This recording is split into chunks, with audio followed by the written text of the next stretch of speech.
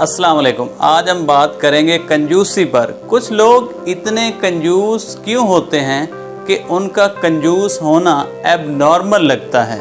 اور یہ جو کنجوسی ہے یا کنجوس ہونا ہے، اس کے پیچھے وجوہات کیا ہیں؟ لوگ کنجوس کیوں ہوتے ہیں؟ میرے مطابق کنجوسی جو ہے وہ ایک بیماری نہیں بلکہ ایک بیماری کی علامت ہے، اور کنجوسی کے پیچھے جو بیماریاں ہیں وہ جو مجھے سمجھ آتی وہ چند ہے۔ سب سے پہلی جو بیماری ہے وہ یہ ہے کہ کنجوس آدمی جو ہے وہ ہمیشہ خود غرض ہوتا ہے، وہ اپنے مفادات کو ترجیح دیتا ہے اور دوسروں کو پریفر نہیں کرتا، اور یہ خود غرضی جو ہے یہ سب سے بڑی بیماری ہے کنجوس ہونے کی۔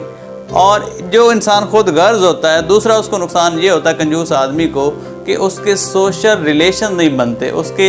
سوشل بینک نہیں بنتا،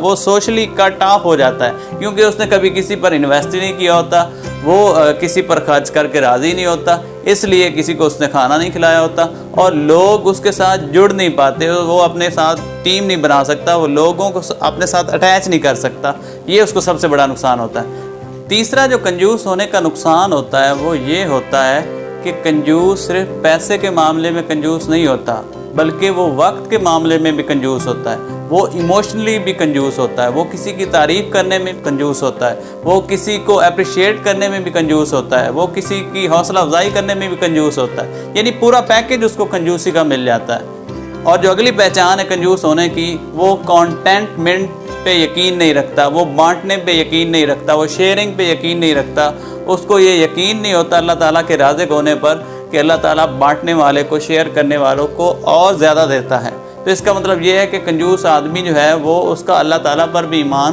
کم ہوتا ہے۔ تو اس لیے یہ کنجوسی جو ہے اس سے بچنا چاہیے، اور جتنا زیادہ کوئی بانٹے گا اتنا ہی اس کو زیادہ ملے گا۔ کنجوسی صرف پیسے کے معاملے میں نہیں بری چیز،